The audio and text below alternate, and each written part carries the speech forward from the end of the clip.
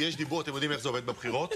בדרך כלל יש את הדיבור הזה של חודש לפני, של שבוע לפני הבחירות סביב איזושהי מפלגה.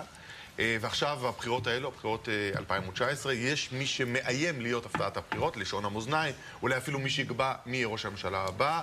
קוראים לו משה פייגלין, אתם זוכרים אותו כמובן מן הליכוד, הרבה קרבות, שם בסופו של דבר הוא מצא את עצמו מחוץ לליכוד, אבל עכשיו מדברים עליו כעל מה שאמור להיות הפתעת הבחירות. הסקרים מנבאים, ממש אתה כבר מגרד, בוקר טוב לך, אתה כבר מגרד את אחוז החסימה. זה מפתיע אותך? בוקר טוב. ומי שיקבע זה השוכן במרומה. אוקיי, אבל זה מפתיע אותך? בוא נתחיל מזה. אם זה מפתיע אותי? כן. לא. לא. כי זה הפתיע את הרבה מאוד אנשים, ובעיקר מה שהפתיע אנשים זה העובדה ככה, מי שמכיר כמובן את דעותיך, הציבור שנוהר אחריך, או שבא אחריך, יכול להגיע גם ממרץ. הוא מגיע באמת. הוא מגיע ממרץ, מעלי ירוק, ממקומות כאלה. הוא מגיע, עד כדי כך. זה הכל בגלל הלגליזציה של הקנאביס, כמובן. לא, זה הרבה יותר מזה. הפרדת דת ממדינה. גם, כן. באמת? קודם כל, באמת התחיל איזשהו קמפיין הכפשה מאוד מאוד מכוער של מרץ נגדי, אז כנראה שהם בלחץ, אז הוא אכן מגיע.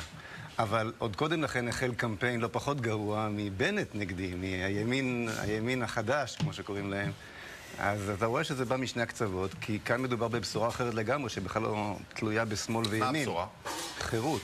הקטע של הקנאביס זה קצה הקרחון של משהו הרבה יותר עמוק ורציני, של התערבות המדינה בחיי האזרח, של כניסה לנו לוורידים. העניין של הלגליזציה הפך להיות לסמל של משהו הרבה הרבה יותר רחב מאשר רק הרצון להתמסטל. מעבר לכך שיש פה גם באמת עניין מהותי של חולים שסובלים וגם נופחים את נשמתם, כי הלגליזציה הזו עדיין לא פה, וכתוצאה מכך הם לא מקבלים את התרופות שלהם. משה, אתה מדבר כמובן על הסוגיות האזרחיות, שיש לזה קהל גדול מאוד, הרבה מאוד... זה טיקט מצוין. זה טיקט מעולה. אנשים רוצים שיצאו להם מהווריד. ברור. וכמו שאתה אומר, הלגליזציה היא רק נדבך אחד משלל נדבכים. אתה פחות מדבר על העניינים, מה שנקרא, המדיניים פוליטיים, כי זה יביא לך פחות מצביעים ממרץ. נכנסתי קצת לקרוא דברים שכתובים אצלך במצע. צריך רק בוא טיפה לסבר את האוזן, אני אשמח לשמוע את תגובתך. אתה קורא להפסיק את הסיוע האמריקאי לישראל, נכון? כי זה מחליש אותנו. אתה אומר, החלת ריבונות ישראלית גם על עזה, על רצועת עזה. ולתת לפלסטינים בעזה לבחור האם רוצים להיות אזרחי מדינת ישראל. כלומר, יוכלו להצביע בבחירות כאן.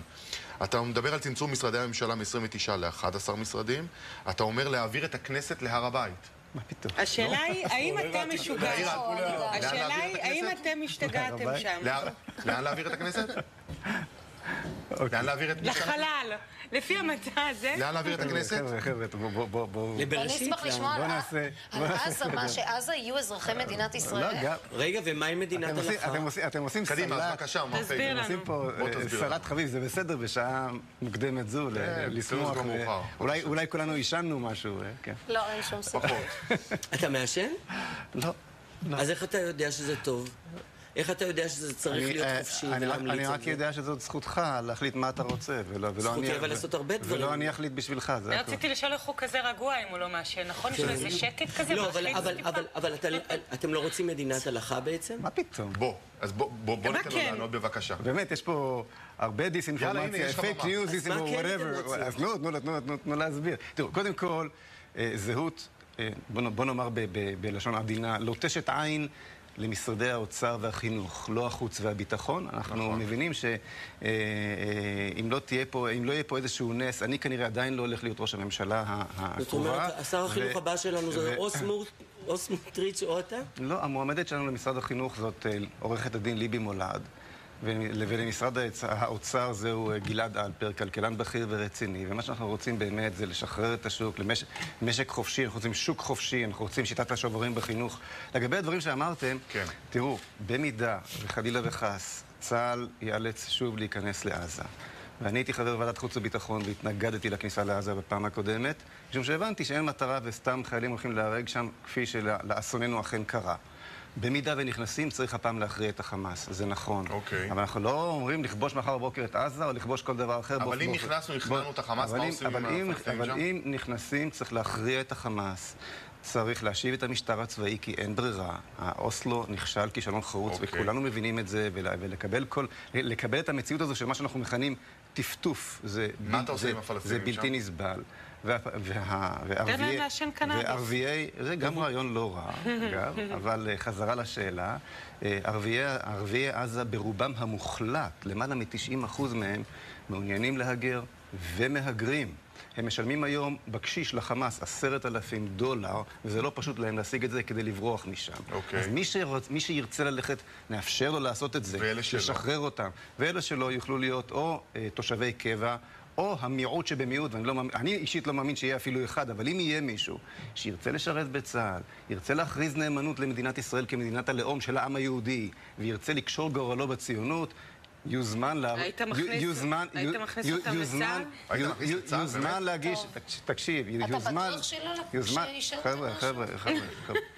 יוזמן באמת להגיש בקשה ולבקש אזרחות.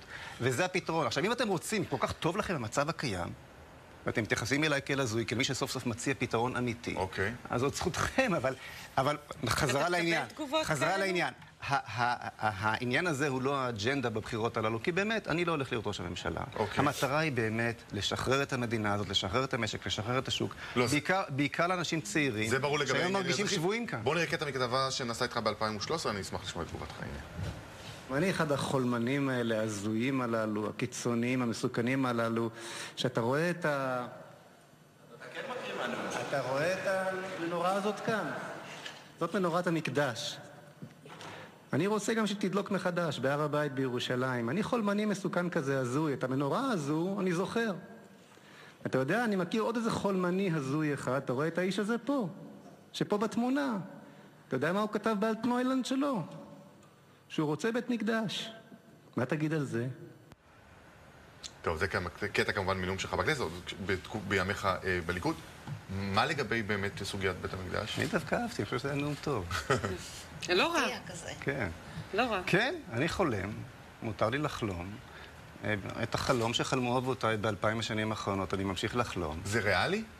כנראה שלא. שלא. לא בשלב הזה. זה לא ריאלי בגללך, כי אתה עוד לא חולם את החלום הזה. אוקיי. אבל כשנחלום אותו ביחד זה יקרה. אבל גם בליכוד לא חלמו את החלום הזה. היית בליכוד, וביבי עשה הכל כדי שלא תהיה שם. ולא אתה ולא החלום הזה. נכון. ולכן אתה גם אומר, אני עוד לא מתחייב במי אני אמליץ על ראשות הממשלה. כן, בוודאי. קודם כל אני חושב שהחלום חייב להישמר. כי בלי החלום הזה אין לנו זהות, ובאמת אין לנו סיבה להיות כאן.